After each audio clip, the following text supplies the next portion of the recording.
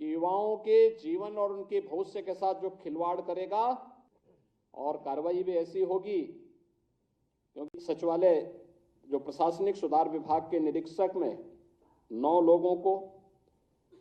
आयुष विभाग में आयुर्वेद के हमारे चिकित्सा अधिकारी के रूप में 360 चिकित्सकों को, सिंचाई एवं जल संसाधन विभाग में अवर अभियंता के 234 अभियंताओं को, आवास विकास परिषद में अवर अभियंता के 123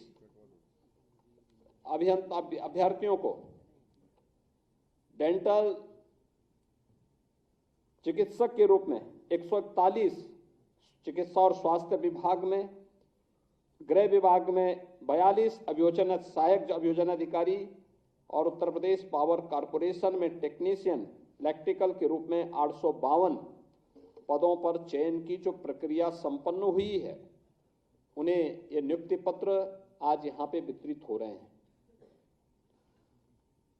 यह आपके जीवन में एक उदाहरण है। आपने देखा होगा फॉर्म भरने से लेकर के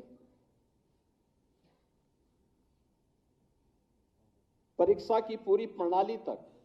और नियुक्ति पत्र प्राप्त होने के उपरांत अब आपको नियुक्ति पत्र वितरण के साथ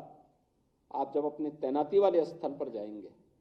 कहीं भी आपको सिफारिश की नौबत नहीं आई होगी। और सरकार की मंशा भी है कि कहीं भी कोई सिफारिश की आवश्यकता न पड़े, व्यक्ति कार्य करे, ईमानदारी पूर्वक अपनी जिम्मेदारियों का निर्वहन करे और फिर रिजल्ट पर फोकस करे। शासन की जो मंशा है वह प्रदेश और देश का विकास है। शासन की मंशा है गरीबों के प्रति हम जितने संवेदनशील हों,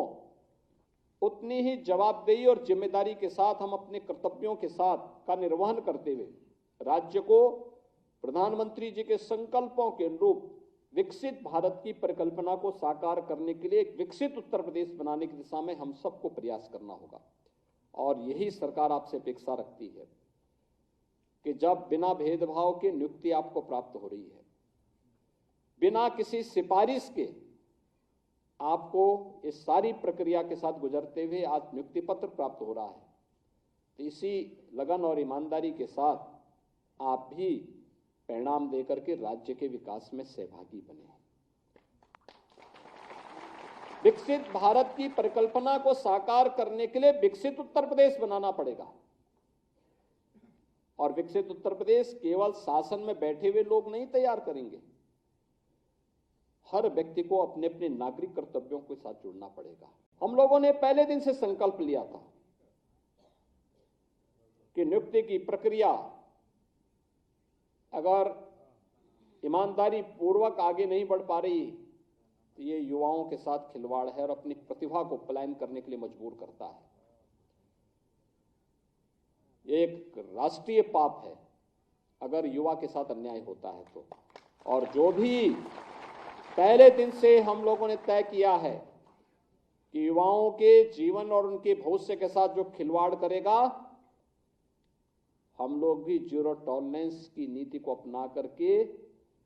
उन तत्वों से उतनी ही सख्ती और कठोरतम तरीके से निपटने का काम करेंगे जो हमारे युवाओं के भविष्य के साथ खिलवाड़ करने का दुस्साहस करेगा। और सरकार ने जो कार्रवाई प्रारंभ की है,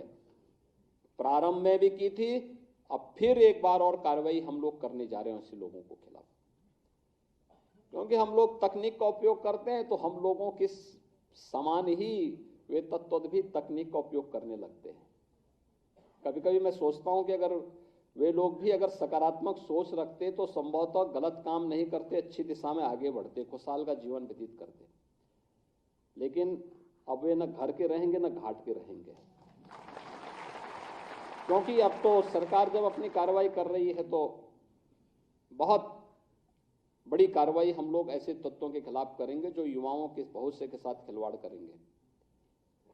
और कार्रवाई भी ऐसी होगी